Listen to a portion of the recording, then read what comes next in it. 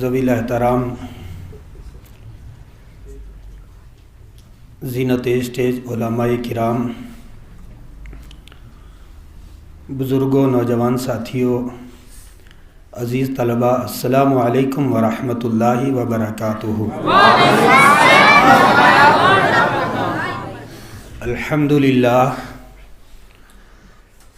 للہ الذی فضل سیدنا و مولانا محمدا علی العالمین جمیعا واقامہ یوم القیامۃ للمذنبین المتلوثین الخطائین الحالکین شفیعا، فصلی اللہ وسلم وبارک علی حبیبہ محمد وآلہ واصحابہ اجمعین، اما بعد فاعوذ باللہ من الشیطان الرجیم، بسم اللہ الرحمن الرحیم۔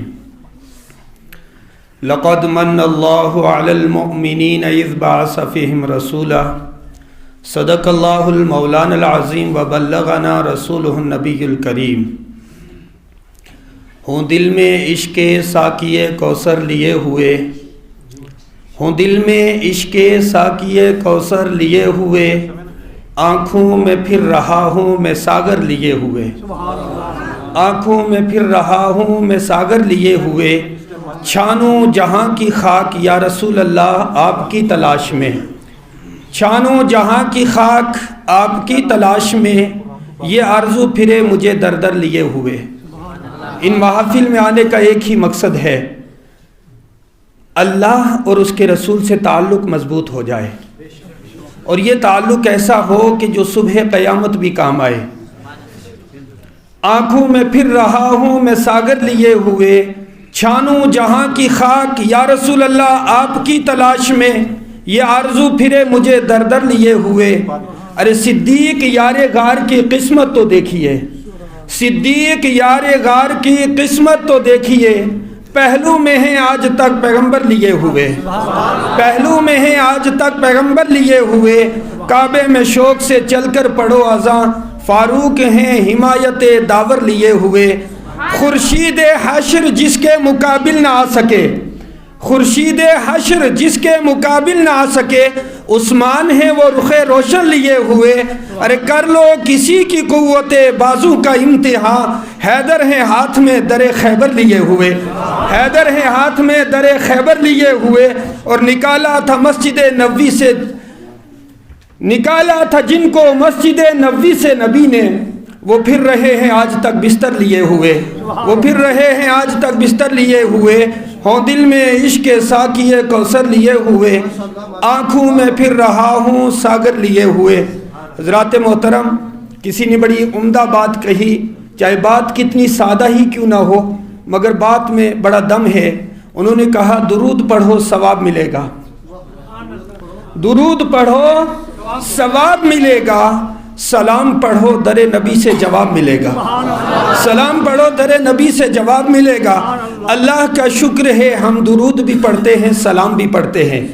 حضرت سیدنا امام زین العابدین رضی اللہ تعالی عنہ سے ان کے کسی غلام نے سوال کیا کہ حضرت اہل حق کون لوگ ہیں، جنتی کون سی جماعت ہے؟ آپ نے فرمایا وہ اہل سنت و جماعت ہیں۔ کون ہیں؟ اہل سنت و جماعت ہیں۔ تو سوال کرنے والے نے عرض کی حضرت اگر سارے لوگ اپنا نام اہل سنت رکھنے لگیں تو حق کی پہچان کیا ہے؟ حق کیسے پہچانا جائے گا؟ فرمایا جو حق والے ہوں گے وہ اہل سنت ان کا نام ہوگا، اور نبی پر کثرت سے درود و سلام پڑھنا ان کا پیشہ ہوگا۔ فرمایا یہی جنتی جماعت ہوگی۔ اللہ کا شکر ہے بہت سارے لوگ آج کل سوشل میڈیا پر بھی چلتا ہے، جو یہ جمعرات ہوتا ہے، جمعرات آتی ہے تو کئی لوگ جمعرات کو اگر ایک بھی کوئی دانہ ان کا کسی گروپ میں ہونا لکھتا ہے جمعرات آ گئی ہے، نبی نے فرمایا جمعے کے دن مجھ پر کثرت سے درود پڑھا کرو، تو آپ سارے حضرات درود پڑھیں۔ لگتا ہے بڑی محبت ہے، میں نے کہا درود کا ہی کیوں ذکر کرتا ہے، سلام بھی تو ہے۔ اور قرآن کریم میں تو فرمایا ان اللہ و ملائکتہ یصلون علی النبی، بے شک اللہ اور اس کے فرشتے نبی پر درود بھیجتے ہیں۔ یا ایھا الذین آمنو، اے ایمان والو، صلو علیہ وسلم تسلیما، تم بھی نبی پر درود پڑھو اور سلام کثرت سے پڑھو۔ درود پڑھو اور سلام تسلیمہ، مفعول مطلق سے کہ مقید کیا، اس کو جو ہے تاکید فرمائی، فرمایا سلام میں کثرت کرو۔ اس لیے حضور نے فرمایا جو مجھے سلام کرتا ہے میں اس کے سلام کا جواب دیتا ہوں، اور جسے سلامتی کا جواب در رسالت سے مل جائے اسے دنیا میں بھی سلامتی مل گئی، میدان محشر میں بھی سلامتی مل جائے۔ تو درود پاک پڑھیں محبت کے ساتھ، اللہم صلی علی سیدنا و نبینا و مولانا محمد وعلی آل سیدنا و مولانا محمد و اصحاب سیدنا و مولانا محمد و بارک وسلم، صلاۃ و سلام علیک یا رسول اللہ صلی اللہ تعالی علیہ وسلم۔ حضرات، آج کل جب بھی ربیع الاول شریف آتا ہے اور اہل سنت محافل میلاد کا اہتمام کرتے ہیں تو کئی جگہوں سے آوازیں اٹھنے لگتی ہیں، اس کی کیا ضرورت ہے، یہ کیوں کرتے ہو، اس سے کیا فائدہ ہے۔ کئی طرح کے سوشل میڈیا پر تو نہ جانے کتنے کتنے چیپٹر آتے ہیں، اور اللہ کا شکر ہے اہل سنت اس کے دفاع میں چیپٹر لکھتے ہیں۔ یہ تو مقدر کی بات ہے نا، ایک ناموس رسالت کی حفاظت کرتا ہے اور دوسرا عظمت مصطفیٰ کے خلاف کلام کرتا ہے، بات کرتا ہے۔ مگر میرا سوال بڑا سنجیدہ ہے، میں پوچھنا چاہتا ہوں، اگر محفل میلاد منائے تو اعتراض ہوتا ہے، ارے 30 سالہ جشن منایا جائے تو اعتراض کیوں نہیں ہوتا؟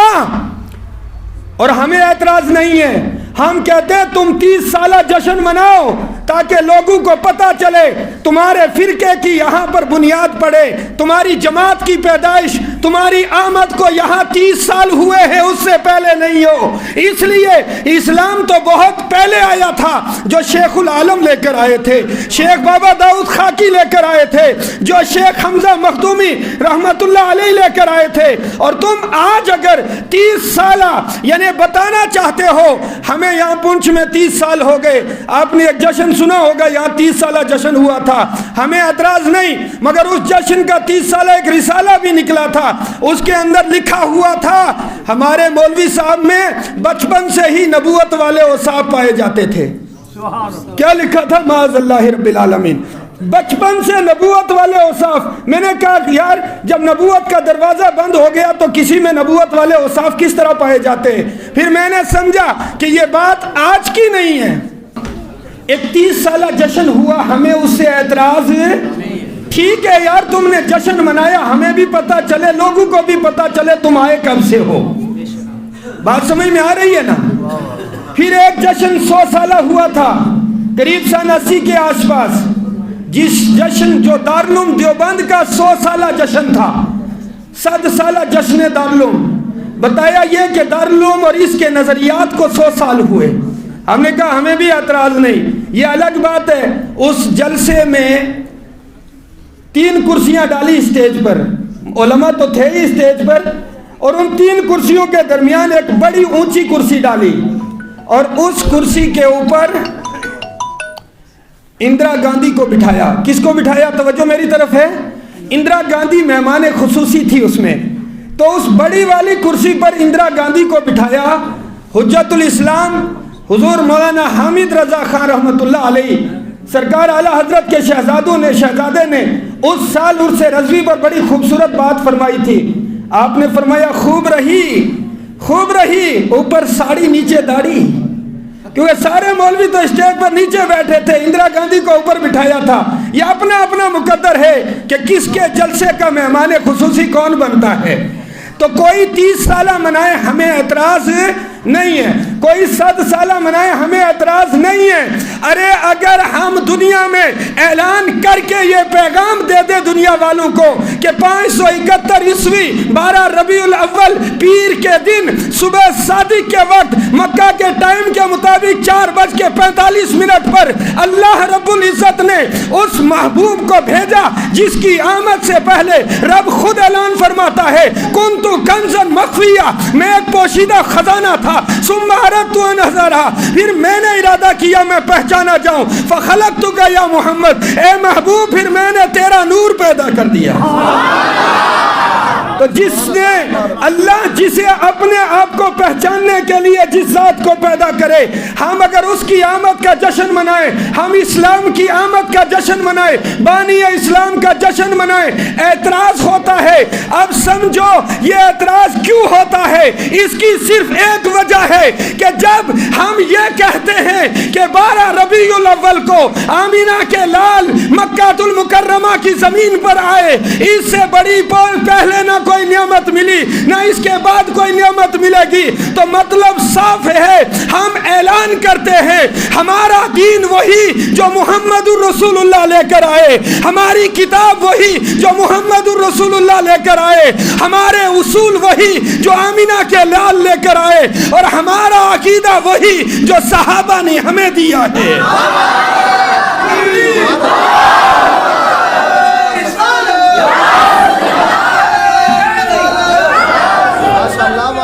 اب بات سمجھ میں آ گئی ہم پر اعتراض کرنے والا اعتراض کیوں کرتا ہے؟ کیونکہ جب ہم اپنا نسب بیان کریں، ہم اپنی تاریخ آمد بیان کریں، ہم اسلام کی طلوع آفتاب کی آمد کو بیان کریں، تو صاف مطلب ہے ساری دنیا کو سمجھ میں آ جاتا ہے سب سے پرانے بھی یہی ہیں، اول و آخر نبی کے ماننے والے بھی یہی ہیں، محمد الرسول اللہ کے غلام بھی یہی ہے۔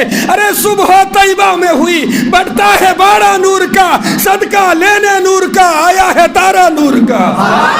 اس مصطفیٰ کی آمد کو ماننے والے اور اس دین پر چلنے والے وہی لوگ ہیں جو نئی نئی تاریخیں نہیں مناتے۔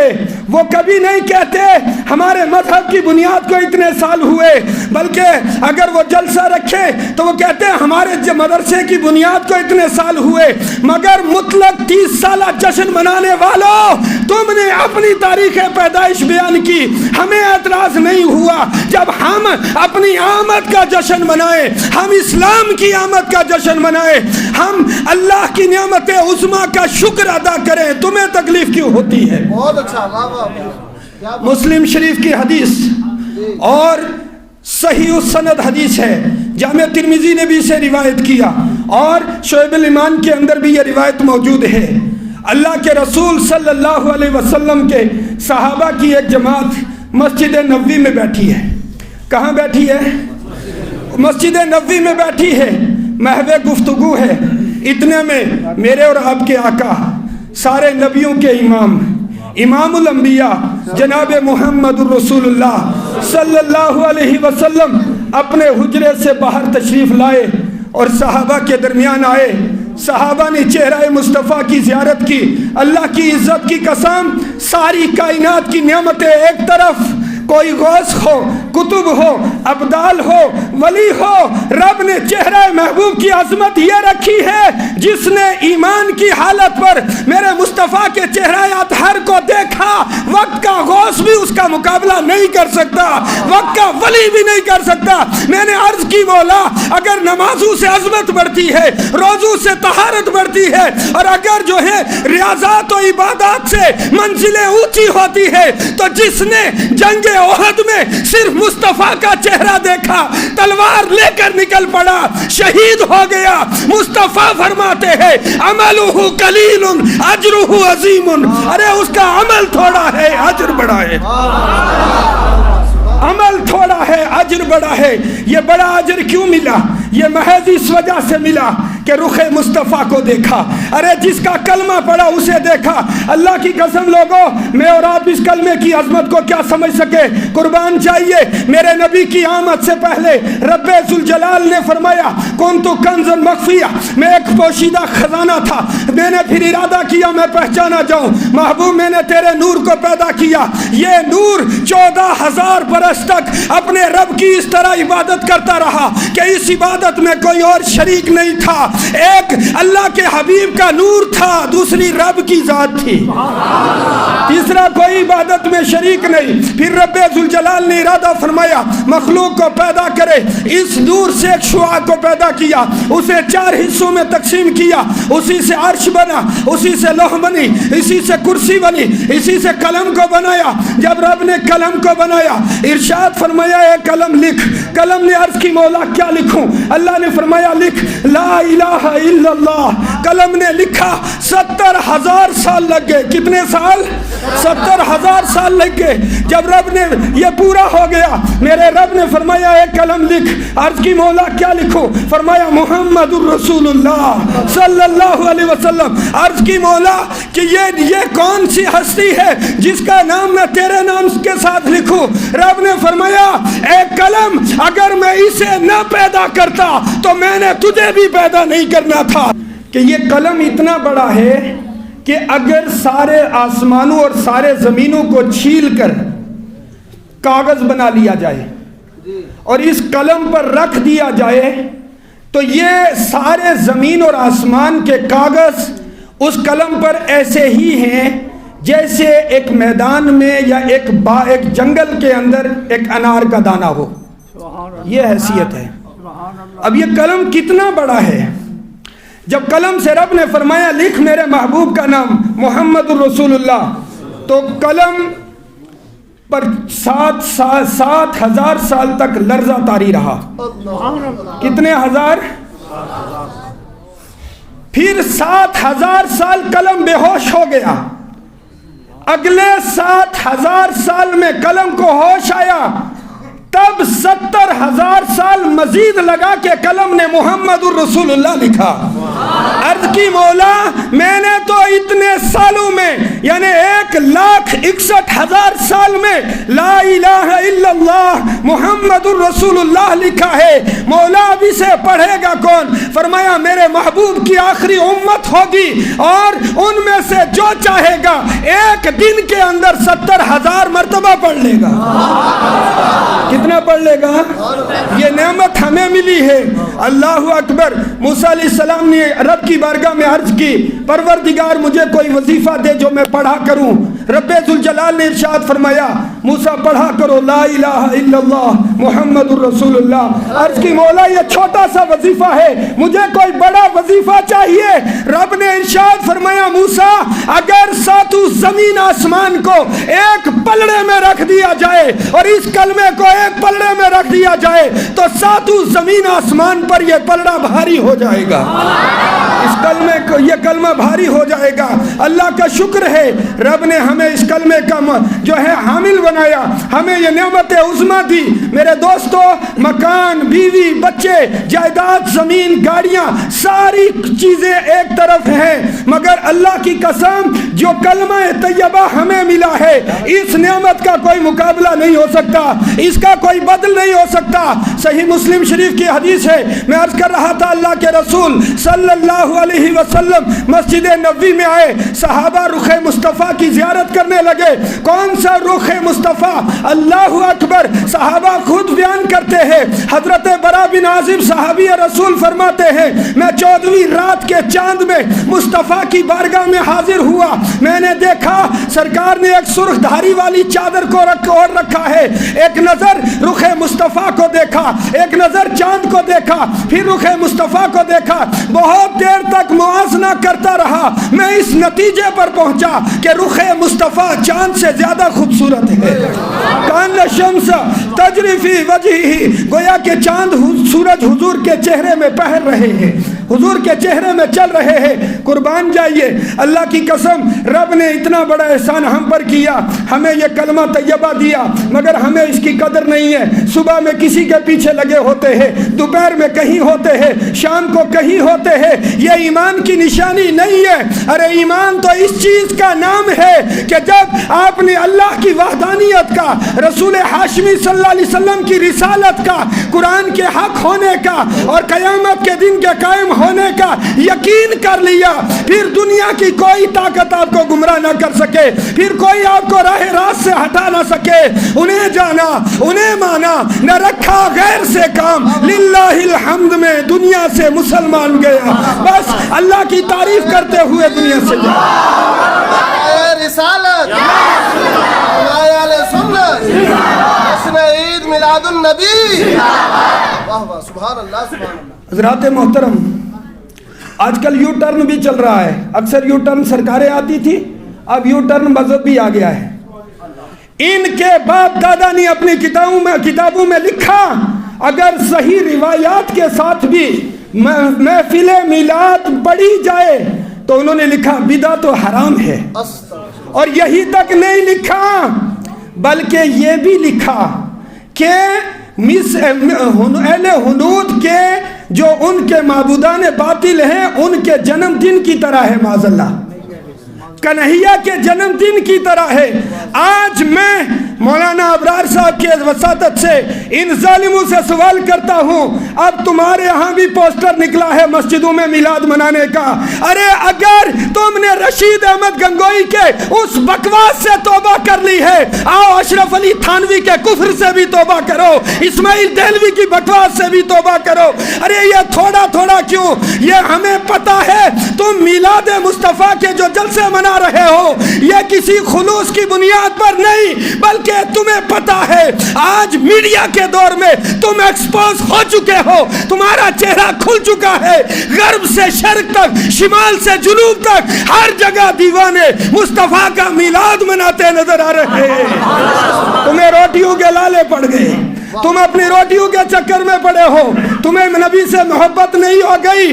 ظالموں، آج بھی تم سوشل میڈیا پر وہی بکواس کرتے ہو، مگر یاد رکھو نبی کا میلاد ہم کیا صحابہ بھی مناتے تھے۔ حضرت امام حسن بصری فرماتے ہیں لو کان عندی ذهبا مثل الاحد لانفقوا علی مولد النبی صلی اللہ علیہ وسلم، اگر میرے پاس احد پہاڑ کے برابر سونا ہو میں نبی کے میلاد پر خرچ کر دیتا ہوں۔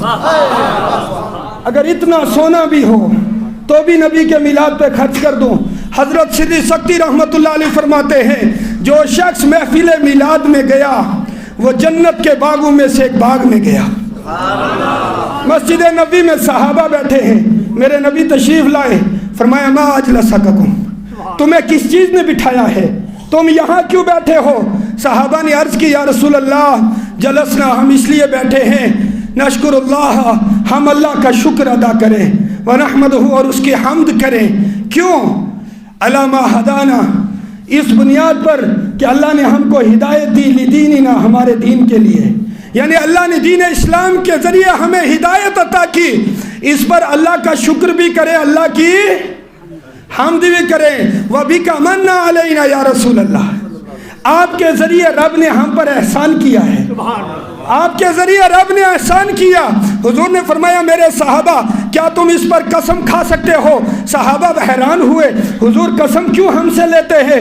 پر پھر سرکار نے جب فرمایا صحابہ نے قسم کھائی، حضور نے فرمایا میں تہمت نہیں لگاتا کہ تم جھوٹ بول رہے ہو، بلکہ حقیقت یہ ہے میں بعد والی اپنی آنے والی امت کو پیغام دینا چاہتا ہوں۔ میں اپنے حجرے میں بیٹھا تھا، طائر سدرہ جبریل امین حاضر ہوئے اور عرض کی یا رسول اللہ اپنے گھر سے باہر نکلیے، مسجد میں بیٹھ کر آپ کے صحابہ کی ایک جماعت آپ کا ذکر کر رہی ہے، رب عرش پر ان کا ذکر کر رہا ہے، رب عرش پر ان کا ذکر فرما رہا ہے۔ اللہ کی عزت کی قسم، میرے اور آپ کے نبی صلی اللہ علیہ وسلم مکہ میں جب پیدا ہوئے، سرکار کی آمد والی رات مکہ میں ایک یہودی تاجر ٹھہرا ہوا تھا۔ صبح کے وقت وہ یہودی اٹھا، اس نے کہا اے قریش ادھر آؤ، سارے جمع ہوئے، کہنے لگے کیا ہوا؟ کہنے لگے آج کیا تمہارے گھروں میں کوئی بچہ پیدا ہوا ہے؟ تو کسی نے کہا کوئی پتہ نہیں، کہا جاؤ پتہ کرو۔ پتہ چلا عبد المطلب کے ہاں آج پوتا پیدا ہوا ہے۔ کہنے لگے مجھے ان کے پاس لے جاؤ۔ جب وہ آیا اس نے آپ کے پشت مبارک سے کپڑا ہٹا کے دیکھا کہ اور بے ہوش ہو کے گر گیا۔ لوگوں نے کہا تیرا برا ہو، تو کیوں بے ہوش ہو گیا؟ اس نے کہا اے بنی اسماعیل، اے قریش، آج تم خوشیاں مناؤ کہ رب ذوالجلال نے آج بنی اسرائیل سے نبوت کو لے کر تمہیں عطا کر دی ہے، یہ اس امت کا نبی ہے۔ ارے ایک عام یہودی سمجھتا تھا مصطفیٰ آخری نبی ہے، وہ کتاب کی معرفت سے جان گیا۔ یہ ظالم کہتے ہیں 40 سال تک خود نبی کو پتہ نہیں تھا۔ اور مصطفیٰ نے جب اعلان نبوت کیا تو حضور سے پوچھا گیا آپ جس دین کی طرف دعوت دیتے ہیں، جس ایک معبود کی طرف بلاتے ہیں، اس کی صداقت کی دلیل کیا ہے؟ میرے مصطفیٰ نے فرمایا میری 40 سالہ زندگی کا وہ دلیل ہے۔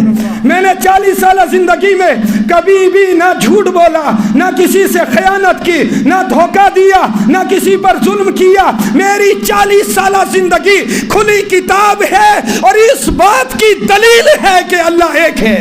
کیونکہ جب میں مخلوق سے برا نہیں کر سکتا، خالق کے معاملے میں کب جھوٹ بول سکتا ہوں؟ میرے دوستو، عرض کرنے کا مطلب یہ ہے کہ جب مصطفیٰ کی 40 سالہ زندگی اللہ کی وحدانیت کی دلیل بن رہی ہے، مصطفیٰ خود بنا رہے ہیں، تو بتاؤ تم اس زندگی کے بارے میں کہتے ہو نبی کو پتہ ہی نہیں۔ یہ عقیدہ کب قبول ہو سکتا ہے؟ اور یہ اسلاف سے ہٹ کے عقیدہ ہے۔ میرے دوستو، میں عرض یہ کر رہا تھا، اللہ کی عزت کی قسم میں سرکار کے چند معجزات کا ذکر کر کے اپنی گفتگو سمیٹوں گا۔ اللہ کا شکر ہے رب نے ہمیں وہ نبی عطا کیے۔ قرآن میں خود فرمایا لَقَدْ كَانَ لَكُمْ فِي رَسُولِ اللَّهِ أُسْوَةٌ حَسَنَةٌ، لوگوں رسول ہاشمی صلی اللہ علیہ وسلم کی زندگی تمہارے لیے نمونہ ہے، تمہارے لیے آئیڈیل ہے۔ آج یہ محفل میلاد منانے کا صرف ایک مقصد ہے، صرف تمہارا آنا، یہاں سے حلوہ کھا کے جانا مقصد نہیں، بلکہ اپنے دلوں میں عہد کر کے جاؤ نبی سے محبت کریں گے، نبی کی ذات سے، نبی کی آل سے، نبی کے صحابہ سے محبت کریں گے، ارے شہر نبی سے بھی محبت کریں گے، اور مصطفیٰ کی وجہ سے ہم سرکار سے نسبت رکھنے والی ہر شے سے محبت کریں گے، کیونکہ حضور نے فرمایا علموا اولادکم حب نبیکم، اپنی اولاد کو اپنے نبی کی محبت سکھاؤ، اپنی اولاد کو اپنے نبی کی محبت سکھاؤ۔ اللہ تعالی ہماری نسلوں میں اس محبت کو قائم رکھے۔ قربان جائیے، میرے اور آپ کے نبی صلی اللہ علیہ وسلم مکہ المکرمہ میں پیدا ہوئے۔ سرکار جب تشریف لائے، حضرت آمینہ فرماتی ہے جس رات میرا لخت جگر دنیا میں آیا، میں گھر میں اکیلی تھی، گھبرا گئی کہ کوئی گھر میں عورت نہیں ہے پاس میں جو میری مدد کرے۔ فرماتی ہے اتنے میں کیا دیکھا، میرے گھر کے صحن میں ایک درخت اگتا ہے اور بلند ہوتا ہوا آسمان تک چلا جاتا ہے۔ فرماتی ہے میں نے دیکھا اس پر کچھ عورتیں اتر کے آئی اور وہ میرے قریب آ گئی، گویا کہ بنو عبد مناف کی عورتیں ہیں لمبے قد کی۔ میں نے ان سے پوچھا تم کون ہو؟ کہنے لگی میں حوا، ایک بولی میں مریم ہوں، دوسری کہنے لگی میں آسیہ جو ہے فرعون کی بیوی ہوں، اور باقی یہ جو ہمارے ساتھ ہے یہ جنت کی حوریں ہیں۔ فرماتی ہے میں نے پھر دیکھا کچھ چڑیاں آئی ہیں جن کی چونچیں زمرد کی ہیں اور جو ہے جن کے پر انتہائی خوبصورت ہے، اور وہ میرے سر کو چھو رہی ہے۔ اتنے میں ایک شربت پیش کیا گیا جو دودھ سے زیادہ سفید ہے، شہد سے زیادہ میٹھا ہے، اس کو پیتے ہی میری گھبراہٹ دور ہو گئی۔ آپ فرماتی ہے مصطفیٰ کی آمد کا وقت ہوا، میں نے دیکھا 3 جھنڈے آسمان سے اترے، ایک خانہ کعبہ کی چھت پہ گاڑا گیا، ایک مشرق میں گاڑ دیا اور میں ایک مغرب میں گاڑ دیا، یعنی دنیا میں اعلان کر دیا اب وہ نبی آ گئے ہیں جو قبیلے کے لیے نہیں، خاندان کے لیے نہیں، گاؤں کے لیے نہیں، قصبے کے لیے نہیں، بستی اور شہر کے لیے نہیں، بلکہ غرب سے شرق تک، جہاں جہاں تک آدم کی اولاد ہے وہاں تک محمد الرسول اللہ کو ماننا ان کے لیے ضروری ہے۔ اور جن کی حکومت اور جن کی مملکت کا عالم یہ ہے، طائر سدرہ جبریل امین بارگاہ رسالت میں حاضر ہوئے، عرض کی یا رسول اللہ آپ کی آمد سے قبل میں ہر وقت لرزہ برندام رہتا تھا کہ کہیں کوئی لغزش نہ ہو جائے، رب اپنی بارگاہ سے نکال دے، کیونکہ میں نے عزازیل کا حال دیکھا تھا، شیطان کا حال دیکھا تھا۔ مصطفیٰ آپ کی آمد ہوئی تب سے میں مطمئن ہو گیا ہوں، اس لیے کہ اب اگر کوئی غلطی ہو بھی گئی یا رسول اللہ صلی اللہ علیہ وسلم آپ کے وسیلے سے رب سے معافی مانگوں گا، رب معاف فرما دے گا۔ تو جس کی وجہ سے جبریل کو امن ملے، طائر سدرہ جبریل امین جس کی وجہ سے امن پائیں، اس مصطفیٰ کی عظمتوں کا کیا عالم ہوگا۔ حضرت آمینہ فرماتی ہے میرے لخت جگر کی ولادت ہوئی، ایک نور کا ظہور ہوا، میں نے ملک شام کے محلات کو دیکھ لیا، یہ کون سا نور ہے؟ وہی نور۔ حضرت عائشہ ارشاد فرماتی ہے میں نے بارگاہ رسالت میں عرض کی یا رسول اللہ، یوسف علیہ السلام کے حسن کے اتنے چرچے ہیں کہ اگر بغیر نقاب کے کوئی دیکھ لے بے ہوش ہو جاتا تھا، تاب نہیں لا سکتا تھا۔ آپ سارے نبیوں کے امام ہیں، اور جو پچھلے انبیاء کو ملا رب تبارک و تعالیٰ نے آپ کو وہ سب پہلے عطا کیا ہے، پھر آپ کا حسن۔ میرے مصطفیٰ مسکرائے، حضرت عائشہ اپنے حجرے سے دوڑ کے باہر نکل جاتی ہے، واپس آئی، حضور نے فرمایا عائشہ کیا ہوا؟ عرض کی آقا ایسا محسوس ہوا جیسے حجرے میں آگ لگ گئی۔ میرے نبی نے فرمایا عائشہ رب نے میرے نور پر اپنی جلال و عظمت کے 70 پردے ڈالے ہیں، ابھی ایک پردہ اٹھا تھا تو برداشت نہیں کر سکی، اور اگر میں بے پردہ اور یعنی یہ میرا حسن ظاہر ہوتا دنیا میں کس کی مجال تھی جو مجھے دیکھ سکتا؟ تکبیر،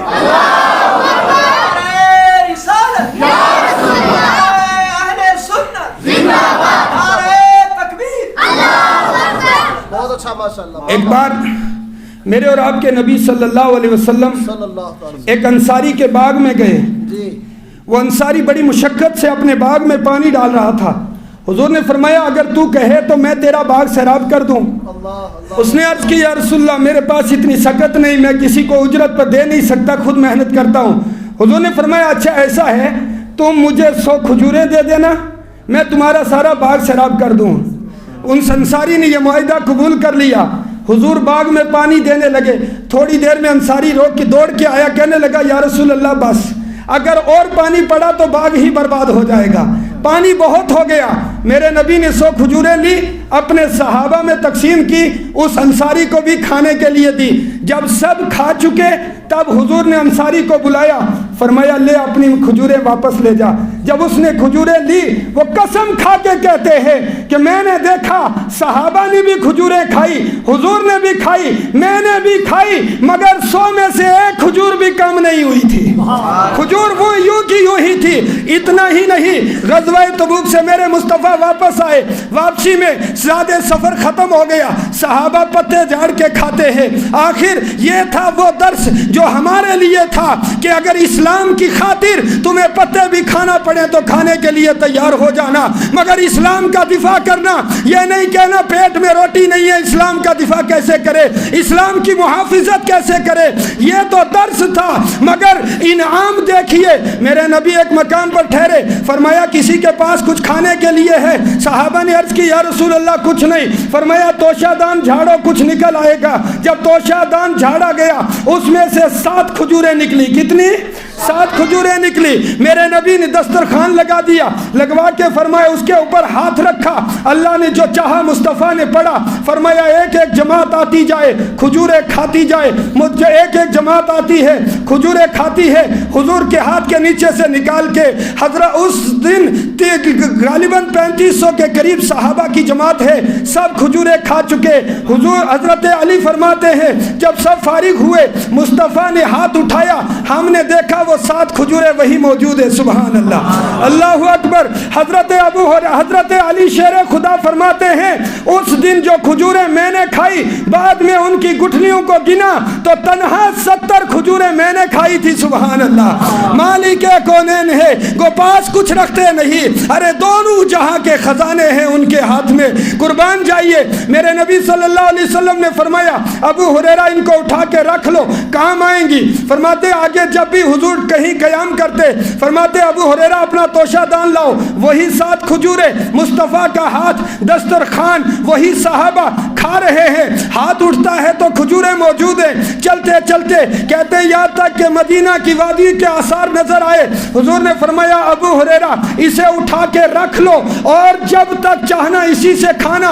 حضرت ابو ہریرہ فرماتے میں نے توشہ دان کو اپنی کمر سے باندھ لیا, میں اسی سے کھاتا, اسی سے اللہ کی راہ میں دیتا. کہتے ہیں سرکار کا دور مبارک گزرا, حضرت ابو بکر کا دور آیا, میرا توشہ دان چلتا رہا. عمر کا دور آیا, 12 سال میرا توشہ دان چلتا رہا. عثمان غنی کا دور آیا, 10 سال میرا توشہ دان چلتا رہا. کہتے ہیں جس دن حضرت عثمان غنی کی شہادت ہوئی اسی دن وہ میرا توشہ دان گم ہو گیا, اور لوگوں سے پکار کے کہتے لوگوں تمہیں آج ایک غم ہے, مجھے آج 2 غم ہیں. ایک تو عثمان کی شہادت کا غم ہے, دوسرا مصطفیٰ کے دیے ہوئے توشے کا غم ہے. حضرت ابو ہریرہ فرماتے ہیں میں نے جو کھائیں گھر والوں کو کھلائی وہ تو الگ ہیں, جو اللہ کی راہ میں خرچ کی میں نے 60 من کھجوریں اس میں سے نکال کے دی. اللہ کا شکر, ہم تو اس نبی کے ماننے والے ہیں جس کے ہاتھ میں رب نے کونین کے خزانے رکھ دیے ہیں. حضرت ام شریک فرماتی ہیں میں اپنے قبیلے میں مسلمان ہو گئی, مسلمان ہوئی تو میں نے ارادہ کیا مدینہ چلی جاؤں. کوئی آدمی ملا نہیں, ایک یہودی جا رہا تھا. میں نے اس یہودی کہنے لگا میرے ساتھ چل, میں تجھے مدینہ میں چھوڑ دوں گا. یہودی کی بیوی بھی ساتھ میں ہے. کہتے ہیں راستے میں ایک جگہ ہم رکے, میں نے یہودی مجھ سے کہنے لگا آؤ کھانا کھا لو. میں نے اس سے کہا مجھے پینے کے لیے پانی دو. یہودی کہنے لگا اس وقت تک پانی نہیں دوں گا جب تک کہ تم یہودی نہ بن جاؤ. کہتی ہیں وہ کہتی ہیں میرا رب مجھے پلائے گا پر میں یہودی نہیں بنوں گی. کہتی ہیں میں اپنے اونٹ کے پاس آئی, اونٹ کے ٹانگ کو رسی سے باندھا, اسی سے ٹیک لگا کے سو گئی. کہتی ہیں میں سوئی ہوئی تھی, میں نے کیا دیکھا ایک ٹھنڈی چیز میرے ماتھے کو لگی. آنکھ کھلی, میں نے دیکھا ایک پانی کا ڈول ہے جس میں شہد جیسا میٹھا اور شربت سے زیادہ اچھا پانی ہے. کہتی ہیں میں نے اس میں سے پیٹ بھر کے پانی پیا, اپنے توشہ دان میں بھی پانی رکھ لیا. صبح کو یہودی اٹھا, کہنے لگا تو پیاس سے مری نہیں. کہنے لگی میرے رب نے مجھے پلا دیا ہے, میرے رب نے مجھے عطا کر دیا. مدینہ منورہ میں آئی, سرکار صلی اللہ علیہ وسلم نے کو اپنا آپ ہبہ کر دیا. حضور نے حضرت زید سے ان کا نکاح کروا دیا. ایک دن انہوں نے ایک شہد کی کپی حضور کی بارگاہ میں پیش کی, ان کی وہ خادمہ لے کر گئی. حضور نے شہد کو خالی کرنے کا حکم دیا, تھوڑا سا اس میں فرمایا چھوڑ دو, پھر اس میں دعائے برکت کی, فرمایا یہ واپس کر دو. وہ غلام کپی لے کر گھر پہنچا, کپی رکھ دی گئی. صبح کو اس نے اٹھ کر انہوں نے دیکھا کپی سے شہد بہ رہا ہے, پوری بھری ہوئی ہے. بارگاہ غلام سے کہا میں نے کہا تھا یہ جو ہے یہ گھی تم بارگاہ رسالت میں پیش کرنا, مگر تم نے گھی پیش کیوں نہیں کیا؟ وہ کہنے لگے میں نے پیش کر دیا تھا. وہ اللہ کی رسول کی بارگاہ میں حاضر ہوئی, عرض کی آقا آپ نے میرا ہدیہ قبول نہیں کیا. حضور نے فرمایا اے ام شریک یہ رب نے تمہیں انعام عطا کیا ہے, جب تک چاہو اسی سے کھاتے رہنا, کبھی انڈھیلنا نہیں اس کو. فرماتی ہے میں نے پوری زندگی کبھی گھی نہیں خریدا, میں ہمیشہ اسی کپی سے گھی نکال کے کھاتی رہی. مالک کونین ہے, وہ پاس کچھ رکھتے نہیں, دونوں جہاں کے خزانے ہیں ان کے پاس. قربان جائیے. ایک بار 7 یہودی میرے نبی کے پاس آئے اور کہنے لگے اے محمد ابن عبداللہ ہم آپ کے ساتھ ایک معاہدہ کرنا چاہتے ہیں. میرے نبی نے فرمایا کیا معاہدہ ہے؟ انہوں نے اپنی جیب سے گٹھلی نکالی اور نکال کے دکھائی. کہنے لگے اے محمد ابن عبداللہ معاہدہ یہ ہے آپ اس گٹھلی کو زمین میں لگا دیں, کل تک اس سے درخت تیار ہو جائے, اس پہ کھجوریں پکی ہو, ہم آئیں گے آپ کا کلمہ بھی پڑھیں گے اور کھجوریں بھی کھائیں گے. میرے مصطفیٰ نے فرمایا مجھے معاہدہ منظور ہے. یہودی چلے گئے, حضور کے ساتھ چلے. میرے نبی ایک جگہ پہنچے, نہ ایگریکلچر کا کوئی قانون, نہ ہارٹی کلچر کا قانون. میرے نبی نے ایک بھاری پتھر اٹھایا, اس کے نیچے گٹھلی کو ڈالا اور پتھر کو ٹھوکر مار کے فرمایا کل تجھ سے تیار درخت بھی چاہیے, پکی کھجوریں بھی چاہیے. قربان جائیں. سرکار واپس آ گئے.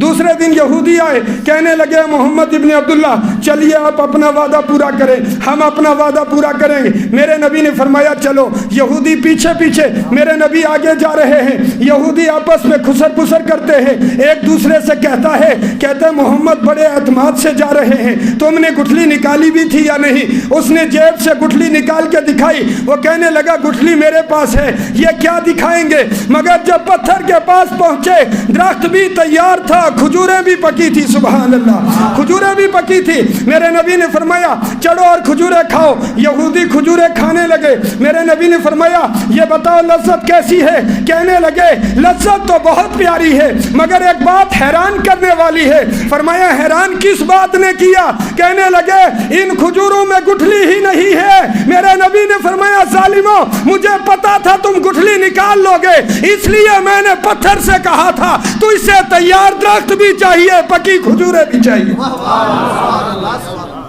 سبحان اللہ۔ حضرات محترم، آج کے زمانے میں جس چیز کی ضرورت ہے وہ ہے عشق رسول کو دل میں بسانے کی ضرورت۔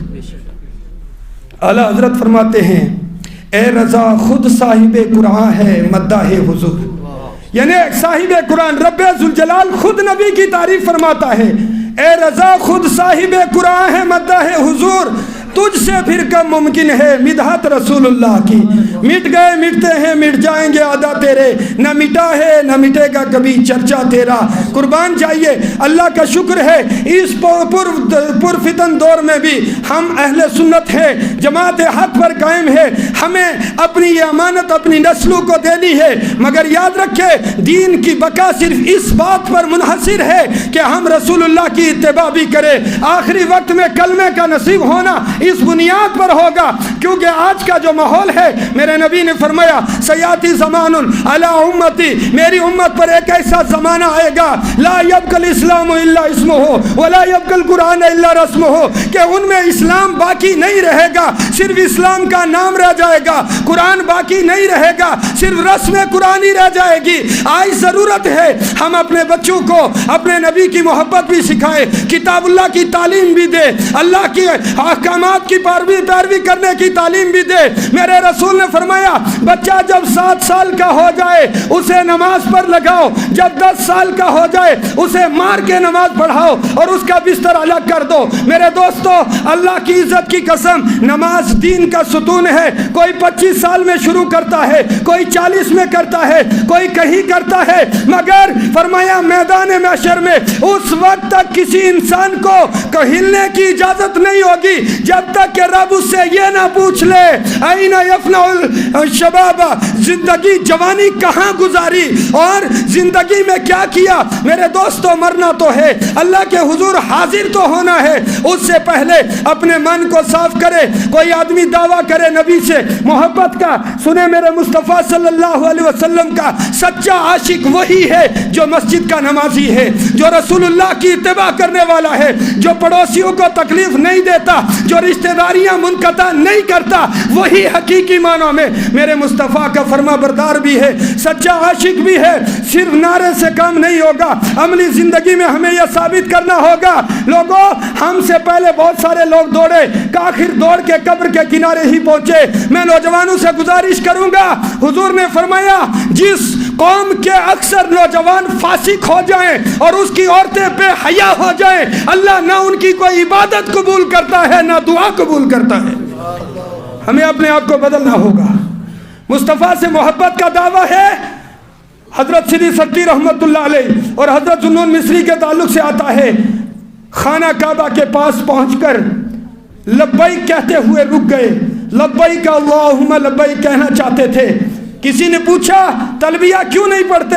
فرمایا مجھے یہ خوف ہے میں کہوں حاضر ہوں اور رب فرما دے تو حاضر ہے ہی نہیں، کہیں ادھر سے جواب ملے تو حاضر نہیں ہے۔ ہم مسجدوں میں ہو کر بھی رب کی بارگاہ میں حاضر نہیں ہوتے۔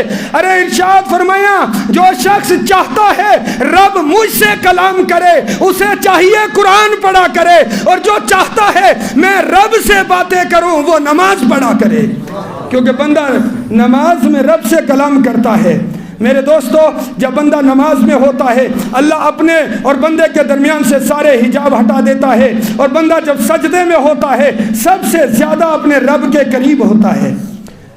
ایک دن سال میں میلاد منانے سے کام نہیں چلے گا، سال کے 365 دن میلاد منانا ہوگی، خلوت میں، جلوت میں، بازار میں، دکان پہ، گھر میں، ہر جگہ اپنے نبی کو یاد رکھنا ہوگا. بس اتنا خیال رکھنا ہوگا کہ ہمیں ایک دن مر کے قبر میں جانا ہے. وہاں نہ باپ نہ بھائی نہ بیٹا نہ بیوی نہ دوست کوئی نہیں آئے گا. اگر وہاں کسی نے آنا ہے تو وہ صرف مصطفیٰ جان رحمت نے آنا ہے, وہاں حضور نے آنا ہے. تو اگر حضور کو چہرہ دکھانے لائق بنانا ہے تو نماز پڑھنی ہوگی. انشاءاللہ تعالیٰ پڑھیں گے نا, نماز پڑھیں گے. اور نوجوانوں سے گزارش ہے, یہ پینٹ شرٹیں اتار دو. یہ کہیں بھی, میں نہیں کہتا یہ حرام ہے, مگر یہ کہیں بھی اہل سنت کا اور کبھی بھی اہل اسلام کا لباس نہیں ہے. یہ یہودیوں کا لباس ہے. اتنی بے حیا ہو گئی ہے قوم, پتلے پتلے پتلون پہنے ہوتے ہیں, پورے اعضاء نظر آ رہے ہوتے ہیں. وہیں پر ماں ہے, بہن ہے, کچھ تو حیا کرو, کچھ تو شرم کرو. بغلے کی طرح ٹانگیں نکالی ہوتی ہیں. نہ مومن بے غیرت نہیں ہو سکتا. جھوٹو مرد جنت کی خوشبو بھی نہیں پائے گا. بے غیرت جو ہوتا ہے وہ مومن نہیں ہو سکتا, کامل مومن. اس لیے حیا پیدا کرے. حیا ایمان کا شعبہ ہے. اپنے بچوں کو غلط لباس نہ پہنائیں. اور نوجوان عہد کریں, ہم لباس وہ پہنیں گے جو رسول اللہ کو پسند ہے. ہم چہرہ وہ بنائیں گے جو رسول اللہ کو پسند ہے. ہم اپنے آپ کو اس طرح سنواریں گے جس طرح رسول اللہ نے سنوارنے کا حکم دیا. لوگوں, یہ امامہ اور یہ داڑھی تمہاری ہیبت تھی. جب سے تم نے یہ چھوڑ دی نا, دنیا میں تم رول کر رہ گئے ہو. آج بھی اگر سروں پر امامہ نہ ٹوپی ہی صحیح اور چہرے پر داڑھی آ جائے, پیشانی پر سجدوں کے نشان آ جائے, لباس رسول اللہ کے لباس کے مطابق آ جائے, ظاہر تم سوارو, باطن رب سوار دے گا. کیونکہ اللہ کا وعدہ ہے, جو میری طرف ایک قدم چل کے آئے گا میں اس کی طرف 10 قدم چلوں گا. میں تو اس کی قدم 10 قدم اس کی طرف آؤں گا. اور یہ ایک طرفہ نہیں ہوگا, یہ اور چلنے کا کوئی راستہ نہیں ہے. بہت سارے لوگ نہ جانے کیسے کیسے لوگوں کو, پہلی بات تو حسن ظن کے طور پر بہت سارے لوگوں کو مجذوبوں کی کیٹیگری میں لے لیا جاتا ہے. اگر کوئی مجذوب ہو بھی وہ اتباع کے لائق نہیں ہے, اس کی پیروی نہیں کی جائے گی. فلاں سائیں صاحب یہ کرتے تھے, کرتے ہوں گے. دین میں کبھی بھی نہ کسی پیر کا, نہ سائیں کا, نہ کسی مولوی کا قول اور طریقہ. دین میں ہمیشہ محمد الرسول اللہ کا طریقہ, یہی ہمارے اوپر لازم ہے. اس لیے الحمدللہ اہل سنت سب سے زیادہ رسول اللہ کی سنت کے قریب ہیں. اللہ ان بہاروں کو قائم رکھے, ان علماء کی عظمتوں کو بحال رکھے, نمازوں کی پابندی کرے. اور رسول اللہ کی میلاد کا یہی پیغام ہے, جان و دل ہوش و خرد سب تو مدینہ پہنچے, تم نہیں چلتے رضا سارا تو سامان گیا. جان ہے عشق مصطفیٰ روز فضو کرے خدا, ارے جس کو ہو درد میں مزہ نازے دوا اٹھائے کیوں. وَأَحْسَنُ مِنْكَ لَمْ تَرَكَتْ عَيْنِي وَأَجْمَلُ مِنْكَ لَمْ تَلِدِ النِّسَاءُ خُلِقْتَ مُبَرَّأً مِنْ كُلِّ عَيْبٍ كَأَنَّمَا قَدْ خُلِقْتَ كَمَا تَشَاءُ. ہزار بار بشویم دہن ز مشک و گلاب, ہنوز نام تو گفتن کمال بے ادبیست. یہ قصہ لطیف ابھی نہ تمام ہے, جو کچھ بیاں ہوا آغاز باب تھا. السلام علیکم ورحمۃ اللہ وبرکاتہ.